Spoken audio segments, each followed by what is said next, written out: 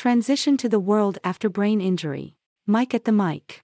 A lively panel discussion, including facilitator Michael Greenwald and brain injury survivors, Sharon Naulty, Scott Pomann, Patty Thompson. This presentation was recorded on Friday, March 24, 2023, and is sponsored by the Northern New Jersey Traumatic Brain Injury System and Kessler Foundation. Welcome to our quarterly virtual speaker series, Spring Brainstorm. This series is sponsored by the Kessler Foundation as part of our TBI Model System Grant, which is funded by the National Institute on Disability, Independent Living, and Rehabilitation Research. Today's presentation is by Mike at the Mic, entitled Transition to the World After Brain Injury. This is an interactive presentation where you will have the opportunity to ask questions to our panel today. It is now my pleasure to introduce Michael Greenwald. Mr. Greenwald has been an integral part of the Brain Injury Alliance of New Jersey since 1992. A retired teacher, Mr. Greenwald currently serves as an officer on the Alliance's Board of Trustees. He has been a support group leader for over 25 years and was a strong force in establishing the Council for the Head Injured Community, now known as Voices Advancing the Brain Injury Community. Voices' mission is to champion and publicize the advocacy, rights, and needs of people who have survived a brain injury. Mr. Greenwald is the creator of Mike at the Mic, a panel discussion of topics related to brain injury that has become one of the signature events at the Alliance. Welcome, Mike. Good morning. My name is Mike Greenwald, as you heard, and we're going to be talking today about a transition to the world after brain injury. We have a few objectives. First, to learn of the challenges that people with brain injury face when transitioning into the world after sustaining a brain injury. Second, to seek out how people with brain injury have endeavored to address the challenges that they have while transitioning into the world. And finally, to define what services and supports are helpful to people with brain injury as they transition into the world.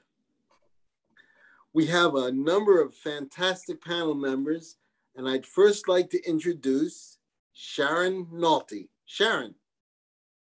Hi, my name is Sharon Naulty, and I sustained a brain injury back in 2011 and finally diagnosed back in 2016 and have moved forward into a new life.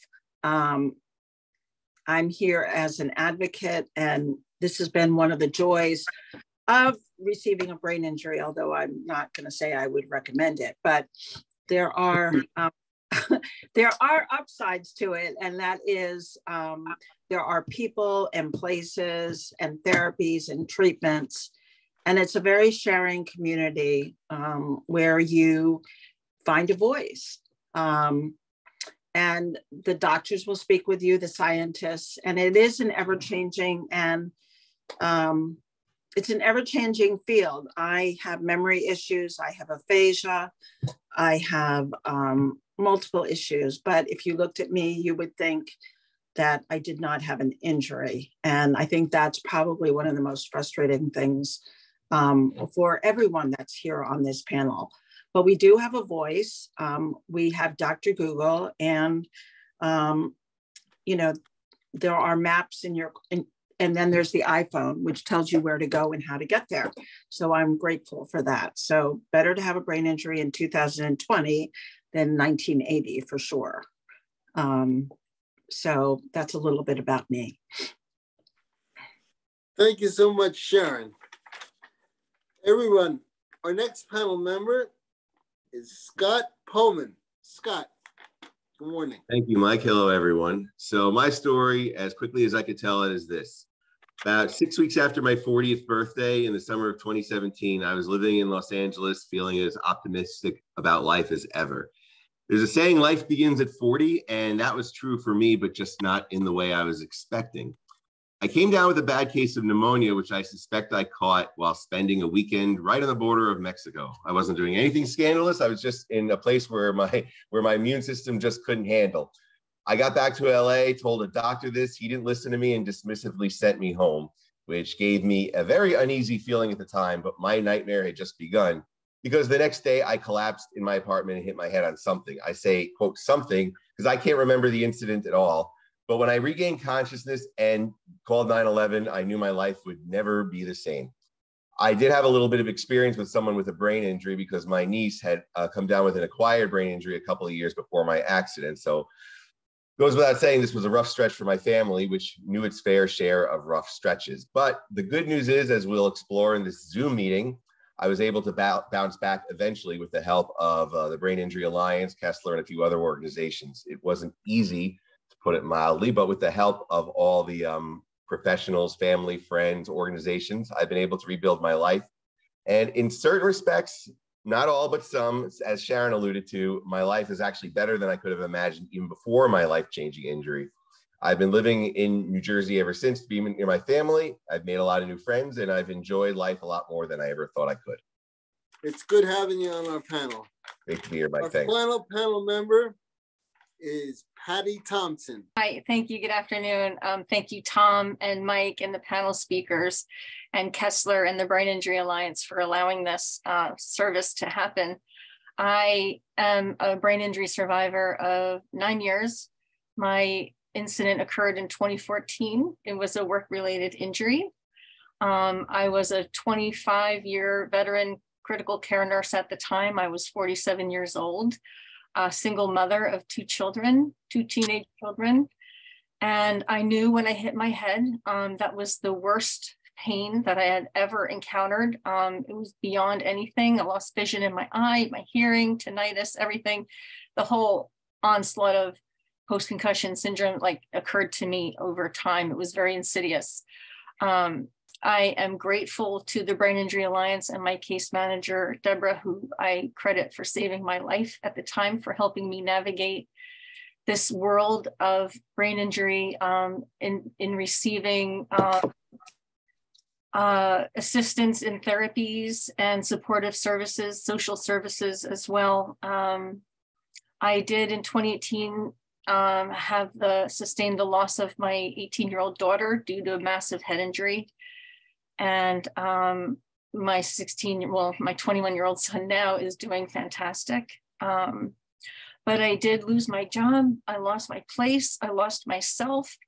I lost so much in this incident, and I find myself crawling out of the hole of despair, trying to bring light and guidance forth to those who are suffering now, and to help navigate that path moving forward. And I'm in the infancy of my advocacy. I have joining Voices group, and a member of the State Board of TBI Survivors Council, in effort to provide insight where the gaps are.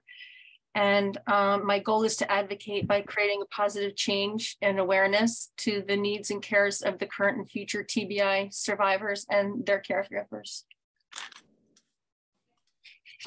Thank you so much, Patty. Thank you. We would like to get started. Most of our questions basically come from the audience. And I realize that we have a nice audience out there, so please think of good questions. We have a fantastic panel right now. I'll ask the first question. I'll ask it to a panel member, and if any of the other panel members want to comment, that would be most appreciative. And if anybody from the audience would like to comment, that would also help. But I expect the audience to be asking most of the questions. First question that I have, I'll ask for Sharon. Okay. Sharon, how do you explain your predicament to outsiders?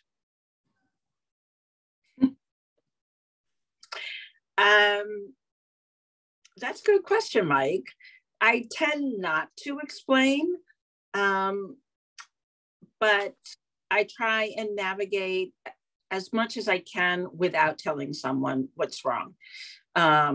However, I do use it. I do tell people in situations where things are confusing and I have to ask questions, I will say just bluntly, I have a traumatic brain injury. And then everybody slows down and is more helpful. In regards to helping with others in the community, or just in the outside world, it has been difficult for me to navigate. I have found that people don't understand it, and the support groups from the Brain Injury Alliance, my therapies, getting through being in that like-minded community is really what has helped me get through. So that's not a great answer, but I'm still looking for answers on that too. So that's, I don't think I've figured it out yet. And it's been 11 years and I still haven't figured that one out. Would anyone like to comment on that one? How do you explain your predicament? Nope. Since yeah, I'll go. What the heck? Well, first of all, Sharon, you did just fine. I do think that, you know, not just my own situation and Sharon's and Patty's and everyone else, but I think a lot of people know, especially if you follow football, American football, about 11, 12 years ago, suddenly concussions came to the forefront and they gained a lot more attention. And I could just kind of remember thinking, you know, like, I mean, you sort of know in the back of your head, no pun intended, that like, yeah, concussion, that sounds bad. You know, you get a little bit dizzy, maybe you get more dizzy, your head hurts. But it never really occurred to me that like, this is who you are. Your head is who you're, like your body and all the rest of it's just an illusion. Whatever, you know, your spirituality or lack of spirituality, whatever it is, everything comes from here. When you think like, boy, I'm hungry, it comes from the top of your head. When you get hit there, it's affecting you, your whole essence. So I don't actually know. I know that my hit was bad. It wasn't nearly as bad as a lot of people, but suddenly all the signals that had been going on in my brain from literally as far back as I could remember to the incident, they got rerouted somehow. And it was like, I couldn't follow the directions that they were going and I couldn't process the information coming in. And what would drive me, there were two things that would drive me crazy. One, like Sharon was saying, like, it's sort of like, you know, you look at me kind of like, well, you look fine, other than looking at like the giant gash in the top of my head, which most people couldn't see anyway. It was sort of in their blind spot. But outside of that, it's like you're walking, you're talking, what's the big deal? Just relax, take it easy, don't panic. And then the other thing was sort of oh, I lost my train of thought. Maybe that's a side effect. I don't know.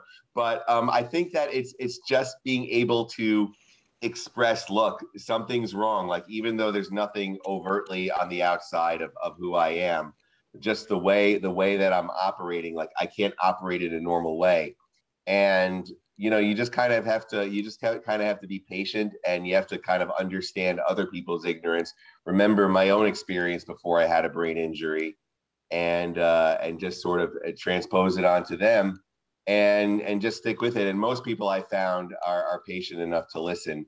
And the more I advocated for myself, I won't say easy, it didn't get easy, but I found, especially living in New Jersey, finding all you nice people out there in Kessler and Brain Injury Alliance, it helped in that way. So you have to be patient, stick with it, and just advocate for yourself as much as possible, and try to forgive people for their ignorance. Thanks, Scott. Hey, this is Thomas. May I speak? Sure. What's your name, sir? Sharon and Scott. Those are great. Sharon, I really relate you, because I still, after 3 years, I've had it for many, many, many years, but after 3 years, I've started to do my business again. I'm a scientist. And I found the less they know about me, the better. But there is a time You know, I may go a half an hour, I may go 2.5 hours, but there is a time the old brain just says, I've had enough. And you gotta either tell them what's wrong or you gotta leave. So I really appreciate your introduction of how you deal with life. I mean, it just not carbon copy, but very much. One other thing I'd like to ask is there a, like the mic, was that a program you folks have? Is that a program you have, Mike? Do you have a program? No, we don't. As a matter of fact, we run our program similar to the way you might remember this. I didn't get your name, sir, though. Thomas. Thomas, we have, I developed this whole concept, Mike the Mic, based on the way that Phil Donahue used to run his show. Oh. And that's what he did. He had a panel, and then based on the panel, the audience asked questions. And by the way, if our panel hadn't talked, you wouldn't be asking a question right now, Thomas. And I really give you a lot of credit. By the way, I was a science teacher. What kind of scientist are you? Microbiology. And I have my own inventions, which caused my TBI. My partners thought they could steal it from me, and they weren't successful in getting rid of me, so I survived. But enough of that. I just want to thank Sharon very much. I mean, it's just so much what I go through every day. And I have 2 more meetings where I need to participate today, which is one more than I should tolerate. But, you know, when you're doing business, sometimes you got to suck it up. I just hope I can.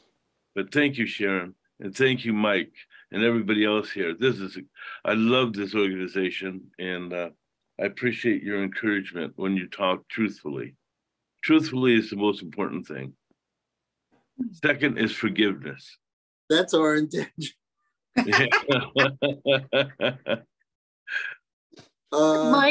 Mike, I see that Peter has his hand raised. Good. Peter, Hi. would you like to say something?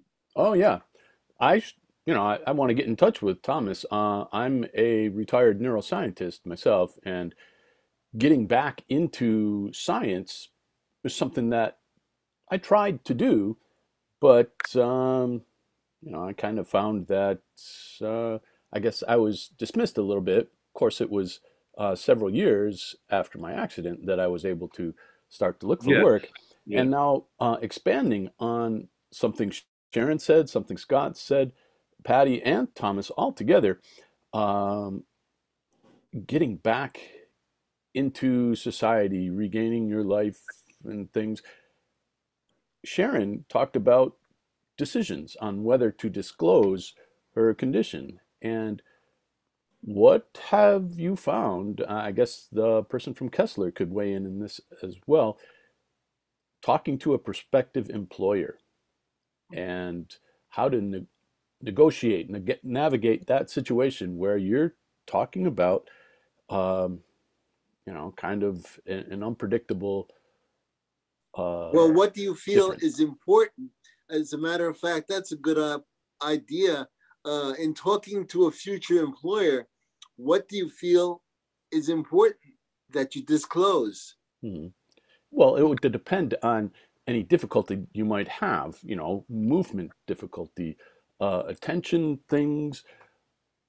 Some of these things will stick in the mind of somebody interviewing you and thinking, wow, no, we can't really have that. So I'm going to think of a business reason to decline their employment.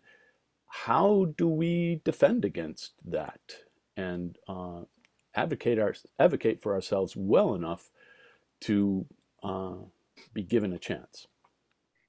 Sharon? So I'd like to interject in there. I used to be an executive recruiter, and I hired people for 20 years and had a business with a partner. And so I have taught career strategies, courses, et cetera. And I think it goes back to when we're looking for a position, and not that I've done it wonderfully, but it is all about networking. And it is about, and it's different. There is the American for Disabilities Act, and there are legal ways that you can ask your case manager what is allowed to be said and what is allowed not to be said and what are discrimination practices, et cetera. But it is about getting together, meeting people, and doing career advancement through networking and finding out where the positions are. It's doing your own research. And so therefore, you're not going into a situation blind. So you don't have to disclose that information up front because it puts you in a bad perspective and it might make the interviewer uncomfortable, but you can make it work, and it's through all the things that you do sideways. Does that make sense? You're not going right through the front door, but you're having other people that you know that know your strengths, your weaknesses, can give you information, and you kind of go in this side door. Yeah, I mean, so you mentioned that using is the only way I think that it works. Yeah, so you mentioned using your network to find people who, you know, may be more willing to give you a chance. And part of the reason I asked my question about employment is I'm participating in a Kessler research study about, training a person's competence in a job interview situation. So it's been an interesting experience so far. I'm about halfway through it, and it's been a learning process. Even though I'm 58 years old, having worked in a number of different scenarios. Age does not mean a thing. Yeah, what I'm saying though is the experience I had over decades of a working life. I'm now back at the point where I need some help in figuring out how to present myself. So Kessler is at least trying to address that. So ask them about this study if there are any more openings for it. Mike, I think Albert has his hand up for a question. Albert, would you like to chime in? Thank you. I'm a licensed clinical social worker. I had to work really, really hard to get a license. We're in really high demand right now. I worked for Navy Medicine for 10 years. I worked up at Camp Pendleton. And one of the things I learned about TBIs is there's a correlation between that and suicide. And I had a friend who had a traumatic, his skull was smashed up, and he ended up committing suicide years later. My history goes back when I was an infant. I was dropped on my head. I have bumps in my head, my skull. When I was 14, I went through a windshield of a car, and about 40 years ago, I had a stroke. And I've been in different studies at UCSD, but I didn't find out about my brain. Nobody told me about my brain damage until just a couple of years ago, and I actually saw the area of my brain from an MRI that was damaged. I did know that after my auto accident, in hindsight, I was a very angry person. And so one of the things I learned about what gives me resilience is groups. And I joined Recovery International because they really help you with grappling with temper. So I'm brain injured and I'm an angry person, but I don't appear to be so because I have enough support to keep it, under control. I also run a support group for the Leukemia and Lymphoma Society, and support groups really increase your social capital. And I just want to say one more thing about part of my success for employment is I focused on my passions, about what I really I was passionate about. That's why I'm with LLS and with Kids Turn San Diego. I'm like fake retired now. I'm 70 years old, and it's my passion that had got me the position. And companies that didn't appreciate my passion and weren't willing to accept me on my terms, well, it's good that I didn't end up with those people, because it opened up the door for being in a place where I'm really doing what I really love doing, and I feel like I'm really making a difference and I have a rich life. That's very admirable, sir. And thank you very much. We have a lot of, I know a lot of fantastic people in our audience, and I thank you very much for chiming in, because it's one thing that that these sessions don't plan for. We don't have questions which are scheduled, and I'm the only one that has the questions that are going to be asked from me. However, there are other questions that you might have in the audience that you can ask any of our panel members. Mike, I'm sorry, I see that Gina Marie has her hand up.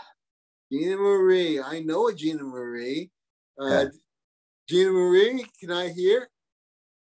Yeah, sorry. Yeah, no, I changed my mind. Oh.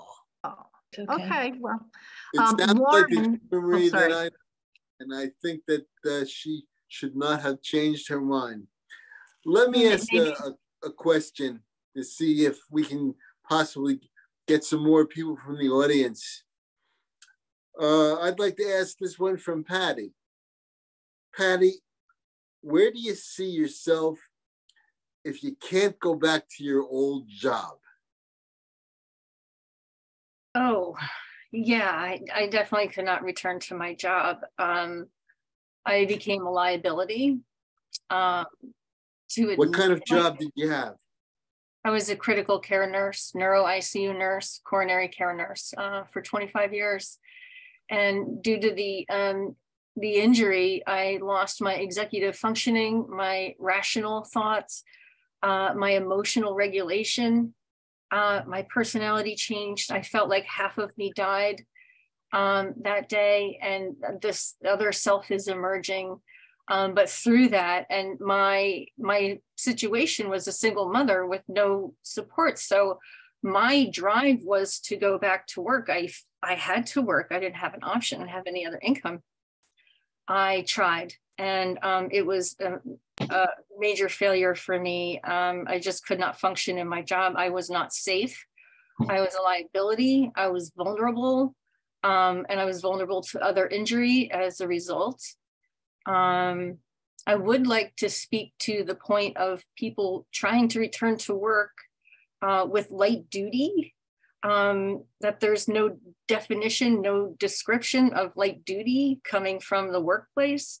And that feel like that needs to be defined for people with concussion trying to return to work if they can't make accommodations in an environment and the care and the stimulus for us, that we should not be returned to work on light duty. We should just be kept out of work, disability or workman's comp, whatever. And I would like to see workman's comp acknowledge post-concussion syndrome as a chronic and debilitating disease, and to satisfy reconciliation and payment for that.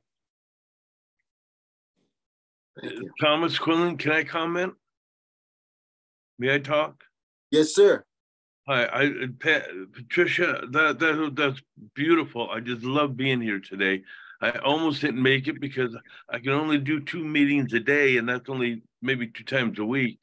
And today I have 3 of them, but I just was determined to come to this one. I'm so glad. What an encouragement. How do I get a hold of Peter Wick? How does he and I connect? How does that happen? You can chat each other.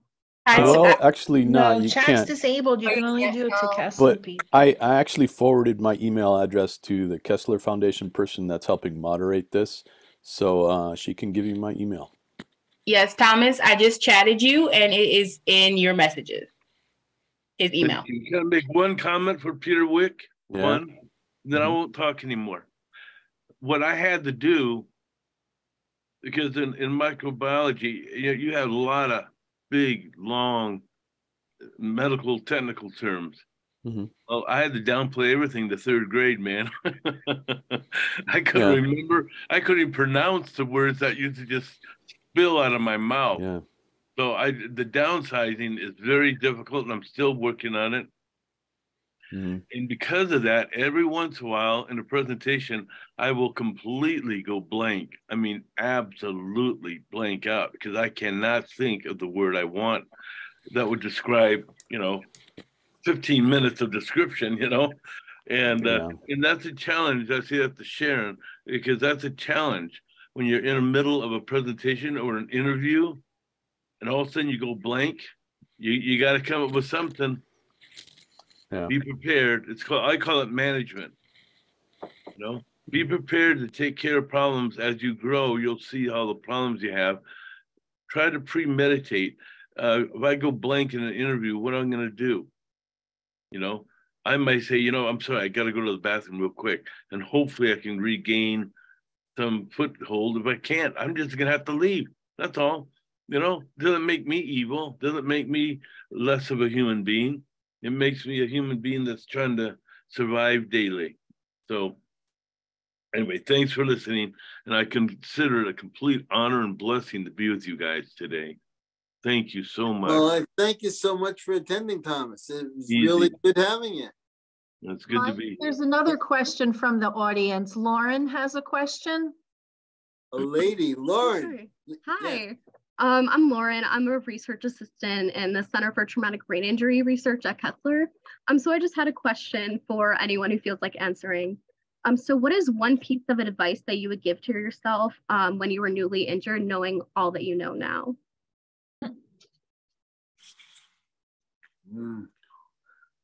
Any of our panel members like to take that one? I'll take it. So definitely, if I could go back,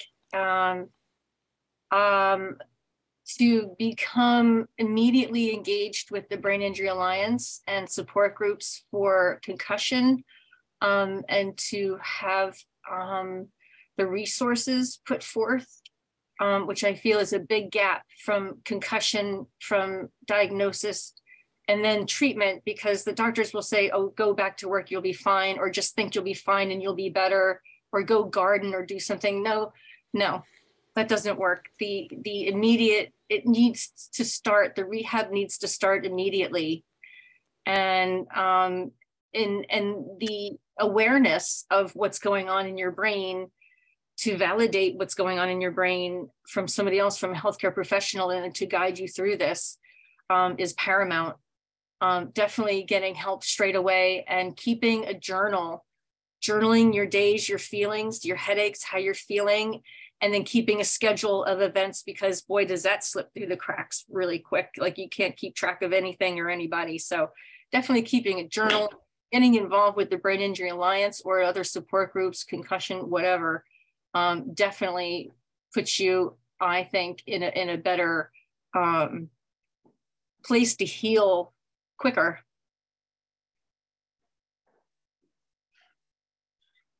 Does anybody else on our panel have any comments? Possibly, I know there are people in the audience that really would like to comment on that question.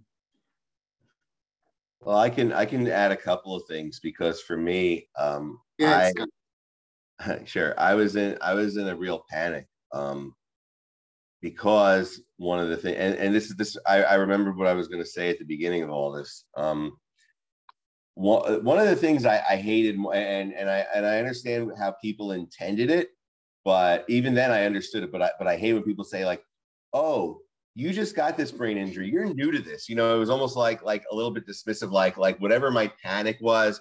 It was like, relax. You just had your, this just happened. So of course you're gonna be upset. Like, and there's truth to that, because there are certain things that, early on, I'll just coincidentally, let me just share this real quick. I'm afraid to say this if my mom is listening. Yesterday, I actually bumped my head just a little bit on the on a bus. Like, I didn't see, like, there was a metal like beam, like above the seat. I was okay, but I was reminded, like for about 10 minutes, I was completely disoriented, and it was like, well, I've been through this before. Just relax. It was probably like 1% of 1% of my TBI, but just remembering that feeling of disorientation and that panic.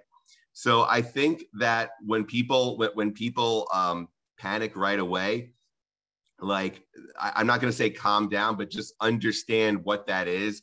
Understand that that's like a new feeling, and that you articulate that you need help. But at the same time, understand that it's not like certain things will get better. Some things didn't get better, but other things did. So after a day, a week, even a month, if you still have that feeling, you know, just advocate for yourself, but don't let it, don't think that it's permanent. You know, there are ways around it. There are help. So I think that's the one thing, you know, instead of panicking so quickly, knowing that there was hope, there are people who can help, I think I would have maybe felt a little bit less panicked. Thanks, Scott. Mike, Leonie, I don't know how to say your name, sorry, has her hand raised. Okay. Hi, Leanne. Leanne? Yeah. Okay. Yeah. My experience, I had an acquired brain injury about 9 years ago.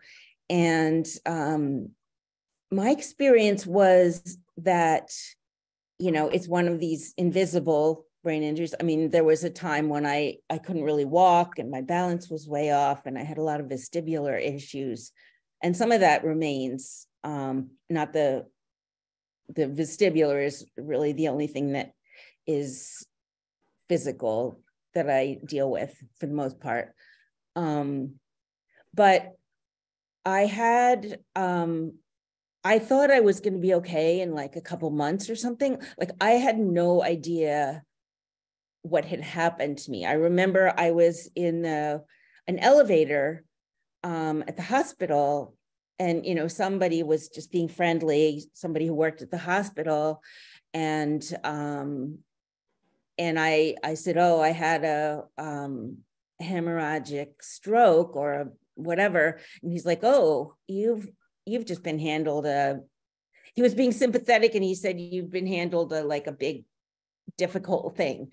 And I was like, oh, you know, because I didn't know anything about it. And I sort of look back at that as like helpful, because he was being very sweet and sympathetic, and I had no idea what was going on. And the doctors, as somebody mentioned, you know, I talked to my my neurosurgeon, and I didn't actually have brain surgery, but I talked to him and I said, you know, how long is this going to take to heal? And this was like 6 months on. And he's like, well, or 4 months maybe.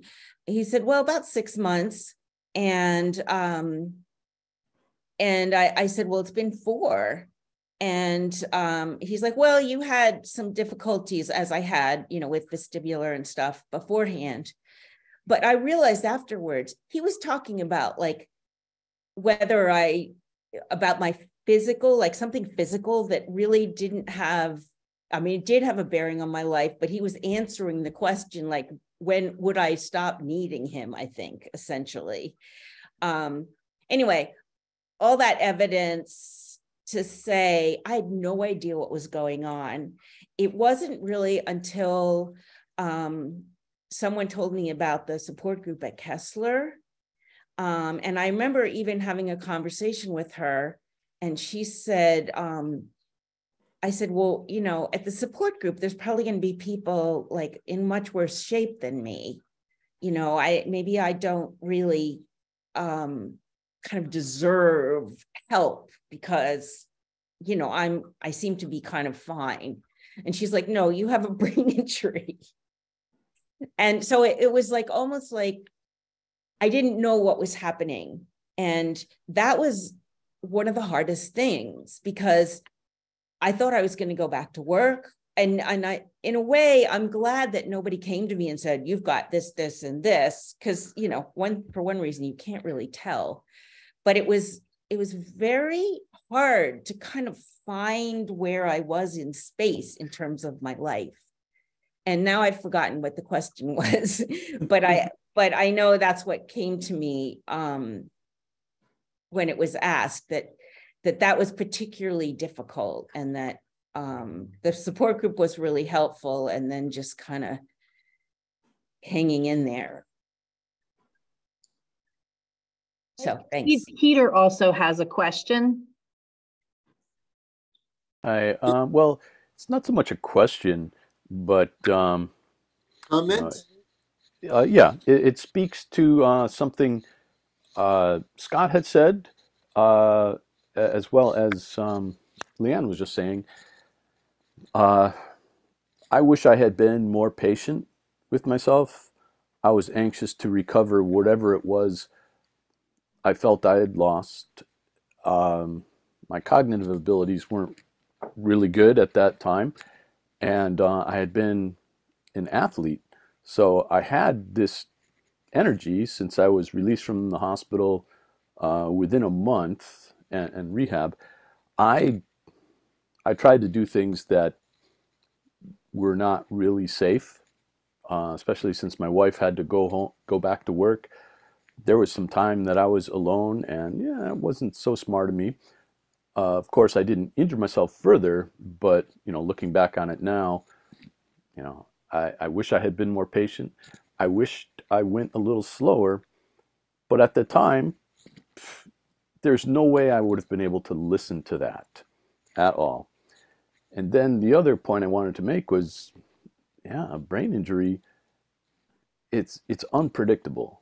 So, even that doctor giving the 6 months or so estimate, that's not true for everyone. It might be true for a subset of people, but some people take a lot longer. Some people recover much quicker.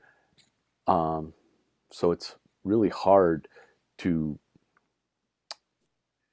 give yourself a deadline for recovery. And yeah, it's tough to struggle against that. It's easy for me to say that some 9 years out from my accident, but I wish I had been more careful and more, calm and deliberate in my recovery. But at the time, yeah, that wasn't possible. Well, maybe people that are listening to this today might take your words and think maybe there is something that I am going too fast with. Thing is, that's the purpose of this. We want to get ideas out, ideas that people can relate to, because in the world of brain injury, there is not a lot of relationship unless the brain injured patient hears other brain injured patients, because most of the time the doctors push it off. So, Mike. Go ahead. So when I was diagnosed, which was in 2016 or something to that effect, I then had treatment. And I had cognitive therapy with a neuropsychologist, and I had speech therapy, and I think that's it. But that was a lot. And I think one of the things was that I felt, although I loved my neuropsychologist and we worked well together, and her kindness and compassion so that I could be me, and with all my faults, as I called them. But, it was not an acceptance. I didn't understand. I had no biology training, no neuroscience training. And so I didn't get it. And I didn't understand the body. And I think when I started to read everything that I could get my hands on, Lisa Genova is a neuroscientist, and she's written a lot of books on different types of injuries, illnesses with brain injury. And I read all of her novels, and they were sort of based on science. And I remember going to the New Jersey Brain Injury Associates conference, like there is in May. And it was for their professionals. And I signed up. And I had this aha moment when I was I had many aha moments that day. And I was listening to a optometrist who was talking about problems. And I'm like, I have 12 of the 15 symptoms for a vestibular disorder. And I remember going up to him afterwards and saying, his name is Dr. Vici, and he's well known, and he's worked with Kessler and at JFK. And I said to him, do you take new patients? I introduced myself, and, I think how funny this is. And I said, do you take new patients? And he said, yes, but there's a list, but I'm happy to talk to you. I'm happy to help you. And I was so shocked by that, frankly, aghast, that I, as a patient, whom my friends would say, oh, well, I can't remember that word too. And that is the most non-helpful thing to ever say to someone who's looking for a word, because you're trying so hard. But this perfect stranger would say to me, who had a tremendous amount of training and education and put all that work into it, would say, sure, I'll help you, call my office and let's schedule something. And I think we underestimate how much that means to all of us. Not every doctor is going to be that way. Just like I remember the support group when I was always a caregiver, and all of a sudden I had to become a survivor, and I had to talk about what my problems were. And I couldn't talk. And believe it or not, and this woman, and I don't remember her name because I can't remember names, she was sitting sort of next to me, and she got out of her seat and came over and held my hand. And she said, it's okay. And the tears were just coming down my face. And I was like, I don't ever do this. And she said, well, it's about you now. You need to talk about you. And I think because it is the brain, it is the engine of our bodies. And we don't, it affects everything. And it is fascinating. I mean, this is a fascinating trip. But giving that love and opening hearts, and you gain so much, and you don't think you can ask those questions, but you can, and you will get further doing that. But it's not, it's a different place and it's new. But I think what surprised me most was how giving the community was. That has helped me get back on track to be the me again that I am, and not feel like a sinking ship all the time. Well, one thing that we've noticed, that brain injured patients, basically, I think when they get in contact with other brain injured patients, they are very open. And I have never met any more caregiving people than brain injured people discussing injury. And I've noticed it in my groups. I've noticed it in voices. I've noticed it today with the couple of people that have been on. And that's why I enjoy this meeting, because this is where you are letting go. This is where you are describing and asking for help. And folks, if you don't ask, you don't get it. So, Mike, we have about 5 minutes left, but it looks like Gina Marie has her hand up. Okay. Gina Marie, how about this time?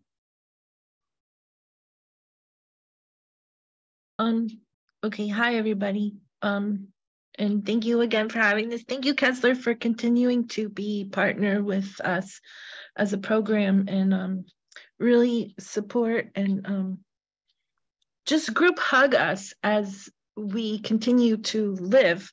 There's a lot of great things that be said. Some things I got triggered by. I not remember everything that I wanted to be say. I'm sorry. But one thing I did want to throw out there is it bothers me to hear people say, oh, the new me. Like everybody lives on the new normal now. There's no such thing as a new anything. We're still us. I want you to embrace that and love yourself. There's going to be days where, yeah, you're going to be angry. Guess what? Everybody gets angry. Everybody has tears. You know, some people are going to tell you emotions are poopy caca. But if you think about it, every life tragedy, like a passing away, they have this cycle that you go through. So who's to say that our cycles, just because we're not on the same timeline as supposedly these studies tell us to be, means that we're dysfunctioned or, you know, we're not healthy enough. I want you to make sure that as much as it confuses you and you not remembers and you forget and you have days where you're like, all I do is fight, fight, fight, that you are valued, you are loved, that you need to continue, and you are good enough and where you function.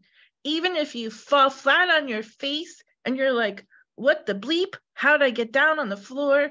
You're still worthy of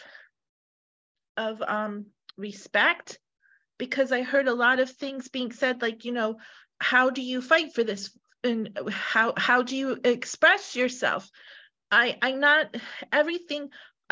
feel that our society has to box label everything. And I think that we limit ourselves too much to that, because they have no idea how much power we have, because we are still here. There's a purpose we're here. And I'm getting off track because I raised my hand because of something someone said, but I really appreciate the program. I love you guys, despite some of you may, you know, loathe up on my wretched soul, but I want to send group hugs to you peoples and let you know that you inspire me, that you help me fight on days where I just want to like stop, because a lot of these programs and laws in place, it's very more on oxy, where you have to fight and continue. But I'm out of time, so I'm going to go back on mute. Thank you for listening to me and allow me to be part of your lives. I very appreciate it. Marie, thanks for being part of our conference today. Mike, is there anything you would like to say to wrap up? Because we're nearing the end of our time now. This is Thomas. Can I speak 30 seconds? Go ahead, Thomas. I could not recover until I got away from a support group here in Colorado that is very detrimental. Has nothing to do with your group, but it took 2 years to get out of there. And when I stopped thinking in the new norm, I realized I had a permanent injury, and I started to manage it. And I'm really no better than I was 10 years ago, but I can manage it with skill. And this young lady who just got on there is absolutely encouraging. No, I'm Tom with a TBI. I am not a TBI Tom. I'm still Tom. You know, don't take that away from me with the new norm. I'm going to still be Tom. I just have a TBI. So I can't pronounce your name, sweetheart, Gramaria, but thank you. What an encouragement you are. Everybody, we have to stop soon, unfortunately, but if anybody would like to make a closing statement, any of my panel? I'm just Mike, you know, we go through our lives, living our lives one way that we've accustomed to, and then one day it changes because of concussion, head injury, damage, and then we do follow a path of recovery, and in that time, it's a darkness, it's a fog, and we don't understand what's going on with ourselves. And to accept it seems unacceptable because your brain just cannot accept what happened to it. But I feel that when we come to terms with our abilities and our limitations and our disabilities, just coming to terms with it, understanding that we have good days, bad days, kind of helps us through navigate this part that we are not the same, where our essence is the same. Some things change, but that we could jump off of that and continue our path on to healing. And with help with therapies and stuff that definitely, and medication definitely promotes a better outcome. Thanks so much, Patty. Thank you for that wrap up, Patricia. We appreciate it. We want to thank Mike and all the panelists today and all the audience. Thank you for attending. Thank you for all your questions. Immediately after this session, there's going to be a survey for you to answer about today's panel discussion. We'll also be following up with an email survey if you're not able to complete it now. But if you'd like more information on Mike at the Mic, Voices, or the BIANJ, including their upcoming annual seminar, which is on May 8th, please see their website at bianj.org, which will also be in the chat. Please be on the lookout for our new edition of our newsletter, TBI News and Views, which will be out soon. And if you're interested in any more of our events or participating in our research, much of which can be done remotely, please check us out on the Kessler Foundation website. And anyone whose question may not have gotten answered today, if you want to put it in the chat, one of our team members will get back to you. Thank you all for attending. I wanted to thank everybody, especially Kessler, for putting the mic on, and my panel members. I can't say enough about. You got a lot of love in my heart. Join a study at kesslerfoundation.org/join.